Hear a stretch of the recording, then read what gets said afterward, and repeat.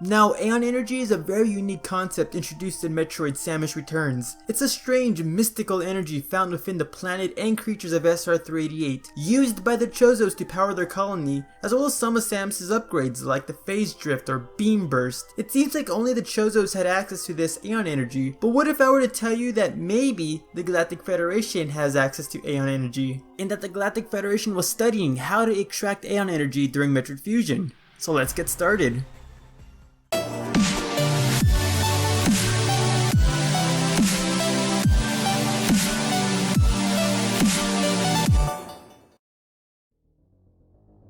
Now, the reason I believe the Galactic Federation has access to Aeion energy is because of the Metroids. The Chozo memories in Samus Returns show us that the Chozo created the Metroids to hunt down the X-Parasites. However, the Metroids started mutating after attacking the normal creatures of SR388, and throughout the franchise we see that the Metroids have a very unique ability of siphoning practically any form of energy. Beta Rays, Phazon, Hyper Beam energy, possibly Life energy, etc. Knowing that the living creatures of SR388 are filled with Aeion energy, knowing that the Metroids have a unique ability of siphoning energy, and seeing that the Metroids mutated after they started attacking the creatures of SR388 according to the order of the Chozo memories, it is extremely likely that it is the Aeion energy specifically that's causing this form of mutation. In situations where Metroids don't have Aeion energy, they tend to mutate very differently. When the Space Pirates had Metroids, their Metroids never mutated throughout the SR388 mutations. The Space Pirates kept their Metroids in different environments and had them absorb different forms of radiation and energy, causing different mutations. Zebus Metroids had their mutations stunted and grew dramatically due to the oversaturation of beta rays. Talon 4 Metroids became much more weaker, while at the same time developing a new larval stage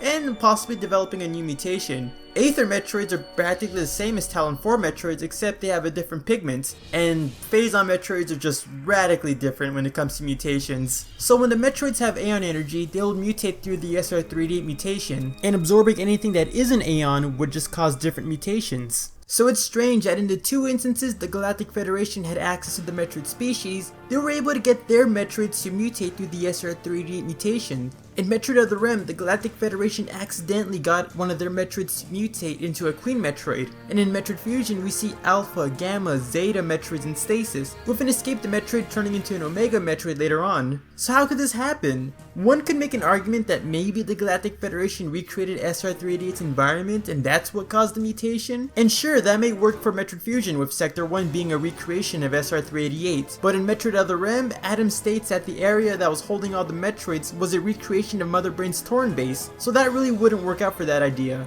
Another argument that you could make would be that maybe the Galactic Federation captured creatures of SR388 so they can feed them to the Metroids to make the Metroids' diet as stable as possible, and that's how they got Aeion energy to mutate through the metamorphic cycle. That also would be a pretty cool idea, but from what we can tell, the Galactic Federation didn't explore SR388 until prior to the events of Metroid Fusion. And also, we know that after the events of Metroid 2, the X-Parasites immediately started repopulating the planet, so if the Galactic Federation were to capture creatures of SR388, they would have more than likely captured an X-Parasite, and then the whole bottle ship and cargo transport would be infected by these creatures, and it would just cause a whole different can of worms to happen. So that also wouldn't be possible. So here's what I'm thinking. Before the events of Super Metroid, Samus takes the baby Metroid to the Cirrus space colony, where a team of researchers and scientists studied the baby Metroid and learned about its energy siphoning capabilities and thought about possible ways that this could be used to help the galaxy. However, soon after that, the space pirates would attack the colony, killing off all the scientists, blowing up the entire facility, and more than likely destroying what little research the scientists have found about the Metroid siphoning abilities. So the Galactic Federation wouldn't know anything about the Metroid's energy siphoning capabilities. In the Galactic Federation's perspective, the Metroids are just dangerous creatures. Mother Brain could have taken over the galaxy twice with these creatures. There was that whole incident with that super mutated Metroid that could have doomed the galaxy, and specially trained researchers and squadrons sent to SR388 went missing due to the Metroids. The Metroids are dangerous, but if the Galactic Federation found a way to control them, then it could be a viable weapon for them. Which brings us to the events of Metroid Other M. A corrupted segment of the Galactic Federation fund a secret unknown facility where they create bioweapons, Cyborg Zebesians, Nightmare, and a Mother Brain AI. The Galactic Federation, once getting Metroid DNA, will start cloning Metroids and finding a way to use them as a weapon. However, one of the Metroids they got turned into a Queen Metroid, and the Galactic Federation did not expect nor did they intend this to happen. So that means the Metroid somehow got access to Aeion energy that was around the bottle ship. Either some of the materials that the Galactic Federation used probably had Aeion energy infused with it, or maybe it could be a situation where literally Aeion energy is everywhere throughout the galaxy, but it was just only super concentrated in SR388. You know, like in real life. There's tons of resources throughout the planet, but in some areas it's super concentrated, like oil or copper. After the events of Metroid Other M, the bottle ship would be decommissioned, and before its destruction, the Galactic Federation would return to the bottle ship and retrieve a couple of lost assets and items, like Ridley's body and Nightmare's body. It is also very likely that the Galactic Federation would retrieve and gather up all the information related to the Metroids on the bottle ship, and upon looking into the Metroid data, they would look into what the Metroid was interacting with before it mutated to a Queen Metroid, and then discover that it was a specific form of energy that the Metroid siphoned to mutate into a Queen Metroid. The Galactic Federation would discover a whole new form of energy that they were not even aware of, and would start looking into possible applications and possible ways of extracting this form of energy. Which then brings us to the events of Metroid Fusion. The Galactic Federation again would reclone Metroids for their own purposes, and we're told by Adam Malkovich that the Metroids were cloned for more peaceful purposes. A lot of us, including me, didn't really believe that statement, because from what we've seen from the Galactic Federation, that didn't really seem possible. But when you put into your mind that maybe the Galactic Federation at this point in time discovered Aeion energy and is now researching how to extract it for their own purposes, it might seem viable. For Metroid Fusion, the Galactic Federation returned to SR388, recreated SR388's environment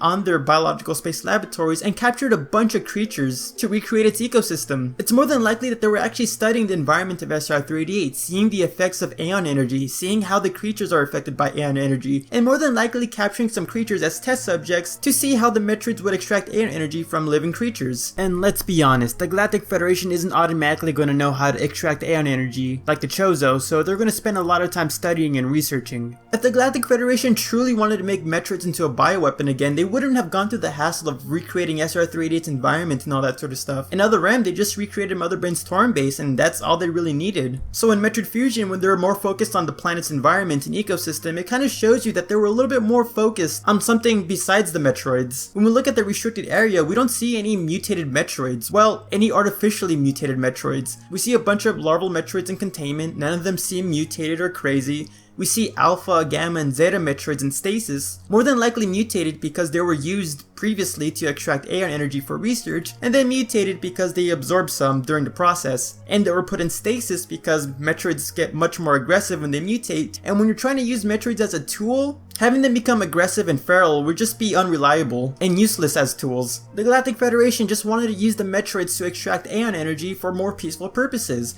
to possibly power up future colonies, possibly power up different forms of transportation, or if you're more skeptical about the Galactic Federation like I am, maybe they're just going to use it to power up some unique weapons, like maybe try to recreate the beam burst or phase drift or the electric shield. I know Aeion energy is a very recent concept introduced to the franchise, but putting in the idea of Aeion energy existing into the scenarios and situations of Metroid Other M and in Metroid Fusion kinda makes everything click together honestly, and I kinda like this idea a lot. In Metroid Other M, the Galactic Federation attempt to use the Metroid as a possible bioweapon, but due to a Metroid mutating, the Galactic Federation become aware of this new, unique energy source that could possibly be used for their own purposes. So that in Metroid Fusion, the Galactic Federation is less focused on using the Metroids as a weapon and more focused on using them as a tool, as they center their attention towards Aeion energy, researching SR388, researching the creatures of the planet, and learning how the Metroids can extract this form of energy, which would explain the environment, the recreation of SR388, and why none of the Metroids were really mutated artificially, and why Adam states that this was for more peaceful purposes. But that's just basically a theory though. What I want to know is what do you guys think? Do you like this theory? Do you have any information or ideas for this theory to actually enhance it? Or maybe there's some ideas and information out there that just debunk it. Whatever you feel free to leave it in the comment section below. And again, I know that Aeion energy is a very new concept to the franchise, and I'm gonna get some people telling me stuff like this is a stupid idea because Aeion energy wasn't in the developers' heads during the development of Fusion and Other M, so this is all just stupid and pointless. But who knows? Samus Returns has left a lot of things open for the franchise, and for all we know, maybe they have big plans for Aeion. And as always, if you like Metroid content and you want to see more Metroid stuff, feel free to click on the video above. It's a video where I talk about the changes I want to see inside the Metroid Prime trilogy, some things I want to see added, some things I want to see removed, some things I want to see enhanced, you know, it's just a wish list. It's a really interesting video and I really hope you'll check it out. And with that being said, I'm the Metroid Trainer. I hope you like, favorite, subscribe, share this video with as many people as possible, and stick around for next time because I'll be seeing you later.